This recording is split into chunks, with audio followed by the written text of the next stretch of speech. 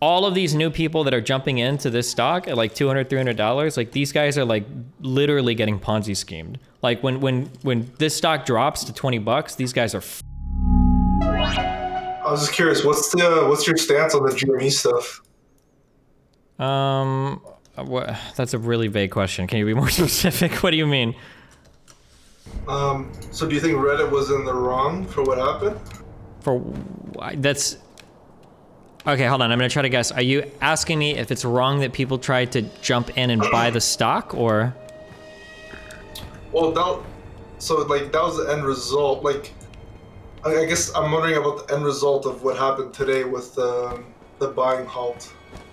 Like that's what everyone's pissed off about, right? Yeah, my understanding is that like people are halting the buying because the volatility is like insane right now on the stock, that a ton of people are trying to open a ton of new positions on it, and that people just don't have the ability to like cover all of these like new trades. That's my understanding of it. And then other people are trying to say that there's like a larger conspiracy that Melvin is just trying to protect its new company because they haven't actually closed their positions out or something. Yeah. Right, yeah, so Melvin has a huge short position on GME. It was around 140% at the peak. But the problem is, because those stocks are lent by Robinhood and other stockbrokers, those stockbrokers have a vested interest in not bankrupting these hedge funds, essentially, because then in the end, it's the stockbrokers that get fucked because the hedge fund can't pay its bills.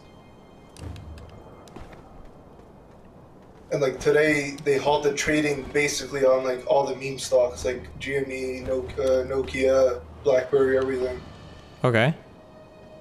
So typically, in times of like extreme volatility, they would halt alt trades, but today they only halted buying and they allowed selling. Well, so my understanding is that you would never halt selling because people can always liquidate their positions. That's not a big deal. Somebody selling a stock and liquidating their position is fine. That doesn't require you to put up any more collateral or anything if you're the one that's securing these trades. So just because you stop buying doesn't mean you have to stop selling as well. And then the second thing is that my understanding is that the reason why they targeted these like quote unquote meme stocks is because that's where all of the new trades were coming in for. But if other customers want to come in and trade on other positions or whatever, if they can just like disallow people trading on a few stocks, like why wouldn't they do that instead of closing all trading? This is like anytime there's volatility, you usually close buying and selling. I understand the position of, you should be able to liquidate your stock, but I think, from my knowledge, this is the first time where it's only been halted on the buying side of things and not on both. Okay, tell me if I'm wrong on this. My understanding is that if I want to buy a stock, a clearinghouse has to put up the money to execute that trade. So Right. If they're worried about their liquidity, they don't have the capital to back up those new positions that are being opened. They can stop that, but I could still liquidate my position. They don't have to put up extra collateral for that. So that's why you would stop buying and not necessarily selling. And then my other understanding is that if all of the activity is around like 4 meme tickers, that they could just stop the buying on these 4 things and all of the rest of the platform can continue to work as normal. Why would they stop all trades when they could just target 4 tickers and let the rest of the platform and all the other traders work unencumbered? Well, they halted it on a lot of other stocks that were gaining a lot of traction, like costs. Wait, my understanding was that it was just like the 4 meme tickers that are being pushed right now. Is it a bunch of other random things as well? So there's a few other ones that gained like 400%. It was like crazy. I'm pretty sure those were halted as well temporarily. But even so, like like you can't just say like the timing was like the timing was too convenient. You can't just say, oh, okay, well, I guess they don't have the liquidity, so like now let's like fuck over everybody for the short sellers. I don't know if you're necessarily fucking over everybody for the short sellers. Like, why couldn't they just not have the liquidity to deal with record influxes of people that are trying to just hop in and buy these tickers? Then they should force the short sellers to close their positions. Why? Because they're the ones who took on that risk. What do the short sellers having those positions open have to do with the clearinghouses not having the liquidity to execute a whole deluge of new trades? Because when you have a short position, essentially you're like lending the stock. So if they're forced to close the positions, then they would have to add liquidity back into the stockbroker. Okay, I could be wrong on this, but maybe not. My understanding is that if you're a fucking hedge fund, you probably are doing a lot of these trades like on your own. Like you have the liquidity and the capital for all of this. A hedge fund closing their short position isn't going to help a clearinghouse come up with the liquidity to just have a huge influx of users buying a new security. Like those things aren't connected at all. Well, first, the hedge fund is paying interest for the short selling, so like that's another thing, and then like they have to buy those shares back at the premium. Sure. But again, I don't think that has any, like, if my understanding is of the way that the market mechanics work is that trades that are settled, and so for a brokerage, like when they're settling trades, they can't use customer funds to settle those trades. That happens in the back with their own money or with the clearinghouse's money. They can't use customer funds for that. And it takes like 2 days or whatever for those trades to settle. So if a huge influx of users come in and are trying to open a billion new positions, I'm exaggerating, but like tons and tons of new positions are being opened, they're just not going to have the money. They're not going to have the liquidity to do that. No one's going to have that much money sitting around to open that many new positions. Now, whether or not some other hedge fund that's shorting a security, like closes their position or not, isn't going to magically provide all that money to those clearinghouses or those brokerages that run clearinghouses to give them the ability to open so many new positions with massive influxes of users trying to buy securities.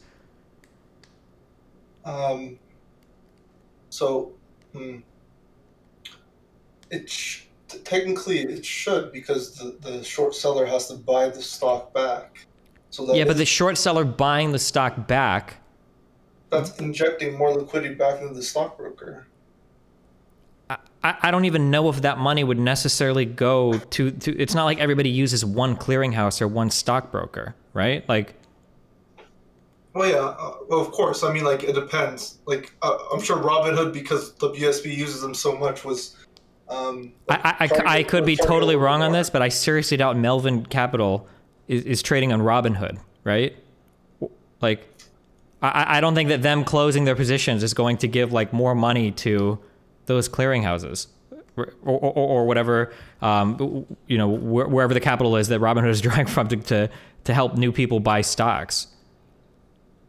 I mean, I don't know how they funded how the short sellers, like, because when you short sell, you're buying from a broker, so it could be Robinhood, it could be a bunch of different brokers. Like, I don't know exactly how those deals were made. Yeah, but the difference is that with customer accounts, right? Customer accounts are just random retail people. Like, you don't know if they're like, when a hedge fund does something, the hedge fund can probably guarantee their own trades, right? Because they have the liquidity or they can get access to the capital to do it. So a hedge fund can trade on margin or leverage more or do a lot more than a normal retail trader can, because they're, they might trade on a little bit of margin, whatever a brokerage lets them, but it's not going to be as massive or as like assured or as safe as like a large hedge fund trading on margin will be, right?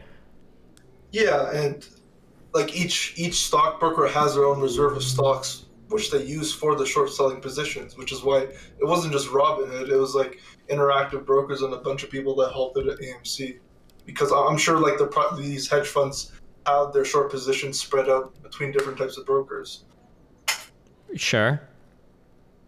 But even so, like, I'm pretty sure it still takes a couple days to settle some of these trades. Like, even if theoretically Melvin were able to give back like a whole bunch of stock or pay a whole bunch of money to a certain brokerage, like, I think it would still take a couple days for those trades to settle. I don't think it's done like instantly. Like, the transfer money doesn't happen instantly. And my understanding is that it's illegal for a brokerage to take customer funds and front those to do new trades immediately as well, that they have to do everything with their clearinghouses. I'm not 100% sure to be honest, on the whether the money gets transferred instantly. That was the Weeble or whatever guy. That was his explanation in terms of like how the clearinghouses work. That it's just market mechanics. Like, these trades take 2 days to settle. On the back end, the money doesn't go instantly. Like, it takes a couple days to settle. Also, yeah, I don't know if hedge funds trade through brokerages. I feel like hedge funds probably have a more direct connection to buying and selling securities. But yeah, absolutely. But ultimately, it's the brokerages that have the float, right? The shares of the float. Like, maybe there's like a business to business entity that groups all the float together and just spreads it out whenever a hedge fund wants to short a stock. So yeah, I don't know about the money clearing the 2-day thing. I don't know if that's I didn't know about that. but it just feels a little bit too convenient. Like I don't think this has ever happened before when they only limit it on the buying side like that.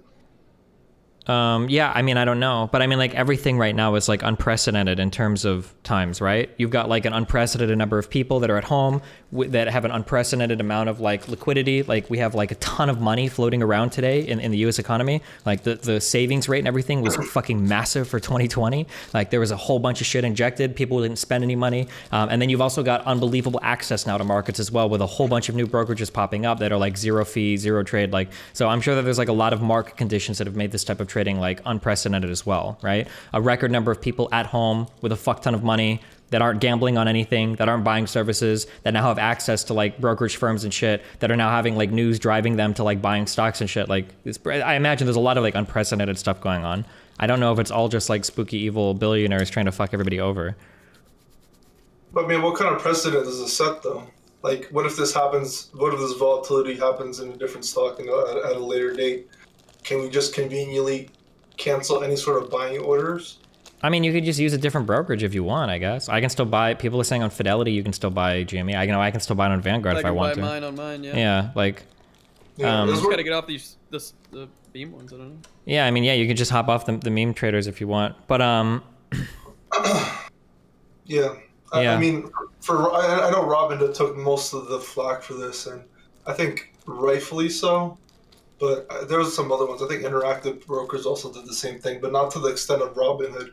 I think Robinhood disabled like it was like 15 or 20 tickers or something insane. I have Sure. Interactive Brokers and I didn't get disabled. I'm looking at, I haven't read as much on this, but supposedly like Robinhood is literally drawing on like credit in order to in order to like close all of their trades. That like the trading has gotten like so crazy. There are so many new people opening positions that they're having to take out credit in order to like secure all of this stuff. Yeah. I don't doubt it. It's just, I don't know. It just seems like the retail traders got the short end of the stick, which is, I guess, unfortunate in this circumstance. Like, is it just? I don't know if that. We don't know yet if that's true though, because by the time this is all said and done, it's probably going to be the retailers that get fucked the hardest, right? Like GME has to come down, right? You know that's going to happen, right? It's worth like $10. Sure. So when GME crashes, do you think all of the other funds that have like the more savvy investors, do you think they're going to be left holding the potato at the end when it comes down, or do you think it's going to be all retail investors? Like, it almost feels like a Ponzi scheme right now on WallStreetBets. Like all the people telling everybody to buy and hold and buy and hold and buy and hold. Like if you're jumping in on this security at like $200, $300, $400, like holy shit. You're more likely to get fucked than anything, yeah. No, I agree. Like you're accepting the responsibility, and I think if it had dropped naturally without having to halt the buying, then I don't think anyone had any right to complain. But just the circumstance of how it happened is I think is a little bit crazy. So here's something that I'm curious about, right? Let's say like tomorrow the stock goes to like $30 or $20. Sure. Do you think that the stopping in trading was actually a good thing then? Because there inevitably would have been a bunch of retailers that bought in at $500, at $1,000 that now would have lost like 99% of their initial investment. Do you think that the stops would have been a good thing, or? I mean, that's the risk you take in the stock market, right?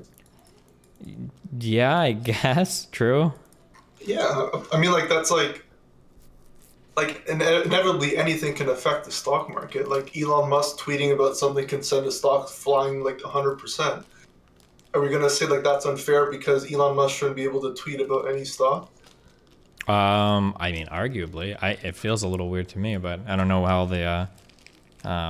the exactness plays around. I thought that was supposed to be illegal actually, but I don't know if the SEC has caught up to tweets yet. Like I'm almost positive that like if you were to run like a TV program and you were to like dole up a bunch of interest around a certain stock and get a bunch of people to buy it while you're holding and then sell, I'm pretty sure that activity is actually illegal. Somebody can correct me in chat if I'm wrong, but I'm pretty sure that I think it's called fomenting or something. I'm pretty sure that that's actually like illegal. Like the SEC doesn't let you do that. So the idea that a bunch of people could get on Twitter and like tweet up a stock and get people to buy it, I'm pretty sure it should be illegal. But again, I don't know where the SEC is at on that right now. I don't know how much that regulatory body seems to be pretty far behind in terms of getting shit done. You know? I mean, that seems like a slippery slope. Like you could never talk about stocks or anything investment related. Yeah, it is. It's a hard one. It is a slippery. Yeah, it is a slippery slope. It's a hard one. But like, do you think, like, here's a question. So like, let's say for instance, I was large enough to do this. Let's say that I had a million people watching me. Do you think it would be right for me to talk about penny stocks on stream? Let's say I go to a penny stock, and let's say I buy, I buy 500,000 shares, and then I go on my stream and I start talking up this stock, and it's full of shit, and I get a whole bunch of my people to buy in on it and drive up the price, and then I close my position and I sell everything and I make a fuck ton of money. Like, should that be right? And then they all start losing it because when I exit my position, the prices start to get driven down as other people leave. Is that okay? I don't know if it's a question if it's okay. I think it's more of a question of where's the line drawn. I mean, like, imagine if like, what if like Biden talks about some company he likes randomly in an interview and that price shoots up? I think should you hold Biden accountable? Yeah, so like this could be my feeling, and maybe it'd be hard to figure this out exactly, but like I don't think there's anything necessarily wrong about talking about the company, but I think talking about the stock is a bit different. That it feels different to me. Like if you're like, I like GameStop, I think they're gonna go far, I like the stock or whatever, something like that is like okay. But if you're just memeing about how like, oh dude, like everybody needs to get on this stock, it's gonna go up, up, up, I feel like that's a lot different. Well, I mean, that was kind of the meme on Reddit where everyone just says, I like the stock. Yeah, that's why they're memeing about it, right? Like, yeah, I like the stock. We like the stock. Yeah. Yeah, no, I get your point. It just seems like the distinction is so small, and at what point do you draw the line? Yeah, I guess like my problem is that like when I look at things like when I look at this thing, like it's like people posting on Wall Street Bets about how like it's never too late to jump in, like FOMO, like don't FOMO guys, like you gotta go. Like all of these new people that are jumping into this stock at like $200, $300, like these guys are like literally getting Ponzi schemed. Like when this stock drops to $20, these guys are fucked. And all they're trying to do is make money for the people that already jumped in, right? Like that seems pretty sad to me. And then on the backs of all of this, where you're trying to get a bunch of unsavvy retail dipshits, no offense, to jump in and try to buy the stock so that all the idiots that are already there can leave so that they don't get fucked. Everybody's pretending the whole time like billionaires are getting fucked just because one hedge fund, had to get another company to shore up their position. Everybody's pretending like millionaires are getting owned when in reality people are trying to sell a Ponzi scheme to a bunch of like poor retailers. That's what feels like shitty to me, I guess, but I understand, I understand your perspective from it, and I think it probably is borderline, maybe, I don't know, illegal, of what WSB was doing, but I think the distinction and the line gets really blurry when you try and draw it. And like for example, with Biden, with Elon Musk, with anybody, they literally can't talk about anything. Like Elon circumvents the whole SEC stuff because he doesn't directly mention it, but like he literally tweeted GameStonk. And GameStop went up like 300% after, or like 100% after hours, or after he tweeted that. Mm-hmm. So like obviously he's like pointing at something without directly saying go buy the stock, and it's like freedom of speech, right? It's like where do you draw the line? Yeah, sure, but I don't know. Yeah. I don't know. Yeah, I just think WSB. It just wasn't right. It was so unprecedented what they did, and I understand why they did it because they have every incentive to do so. And like not only that, but like from a short seller position, if your hugest short seller literally can't pay his bills and he files for bankruptcy, then like what choice do you have as Robinhood? You're the one footing the bill. Wait, how is Robinhood footing the bill? Because they're lending the shares to them, and if the short seller can't pay the bills, then they're going to file for bankruptcy. But they didn't file for bankruptcy. I thought somebody else, they got an investment from somebody else. Yeah, I'm saying in this circumstance they did. But let's say GameStop actually went to like $1,000. Then like what choice do they have? If they shorted at $3, they're paying $997 per share. Like, I guess that's possible, but like my understanding would be that any hedge fund that's shorting stocks is going to have some type of capital or liquidity, or if not that, access to capital to shore the positions up. I would be shocked if a hedge fund could just say, sorry, like we're bankrupt and we literally can't pay back anything by. Like that seems like that would be like a truly unbelievable circumstance. I guess it could happen, but wait, you think so? Yeah. That's what was going on. GameStop had 140% of its share shorted. Sure. but ultimately the company was able to get the capital they needed to shore up their position. Right, but this was also on top of the trading halt. I thought. Wait, didn't they get that capital before the trading halt? Wasn't this done on like Tuesday? Well, of course, because they need the capital to like pay for the interest and keep their short positions going. Oh, okay. I mean, like, like this is one explanation that we have no evidence for, but I mean, I can understand. But I mean, like, I think there are other equally valid explanations that could be explored as well. That like trading stopped because companies just can't handle the insane amount of volatility of like millions of new people opening accounts on brokerage firms, trying to jump in and buy all these stocks when these trades take days to settle on the back end. Like, sure. I mean, the settling on the back end, I guess maybe that's a valid point, but. Like, just to give you perspective on like the percentage of shares that are short, it's 61.78 million. So imagine like they bought they shorted on the low side, so around like $3 to $5. Like you could be paying $997 times 61 million shares. There's no way you're getting bailed out of that. It's literally impossible. I don't know. I feel like I feel like it's easy to say like two numbers and say it's impossible, but I feel like there's probably a little bit more savvy of a calculation that goes on behind the scenes. But it could happen, I guess. But like, it feels strange to me to think that like some huge firm operating with billions of dollars of capital would just allow another firm to make a trade and have no access or no ability to get their position like made whole, and they would just be like fucked out of all that money. I guess it's possible, but I mean, it seems like in this case that's not what happened, right? Melvin was able to get the capital they needed to close their positions. Like, we still don't know when their shorts are dated either, so we don't even know if this like stopping of the trade. I don't know. It's possible. The problem is it's all conspiracy right now, right? Like, we have no evidence for either of our positions, but I think there are lots of likely explanations for what's happened, and running into like the financial world, like deep state, seems to be like a little bit extreme right now. But I mean, maybe that could be happening, right? I feel like that's like Occam's razor at this point. That's like easily the most explainable like solution. I think mine is pretty like explanatory as well, though. I think that there's a lot of evidence that there are a ton of new people opening it with a ton of capital, and there's massive volatility. Like, the premiums on a lot of the contract options are fucking huge as well. Like, I don't know, but who knows? I guess we'll find out, huh? Well, I mean, hopefully. In fact, I don't think anyone's going to go to jail over this, to be honest. I think Robinhood, it probably tarnished the reputation, but other than that, I don't think anyone's actually going to see jail time. So if somebody goes to jail, what should they go to jail for? I don't know what the term is, but like conspiracy to commit fraud, or like, I don't know. What is the fraud? Well, I mean, right now people are thinking like the brokers literally called up Robinhood to like coordinate together to actually like stop the halting on new buys. Well, I guess this would be up to like the SEC to investigate, yeah? Yeah, it's speculation, obviously, but it's such an extraordinary circumstance. It's crazy, because like when you open a short position, you're fully aware of the risk. Like, let's say instead of to like this crazy number, GameStop went to $10. Then like, oh shit, like the broker was like, well, let's just cut our losses. We lost some money. Let's call it a day. It was a bad trade. But like, because it was so extraordinary this time, it was like, well, we literally can't cover these losses because this is actually insane what Reddit is doing. So they have to like resort to this. I don't know if the majority of the market activity is being driven by Reddit.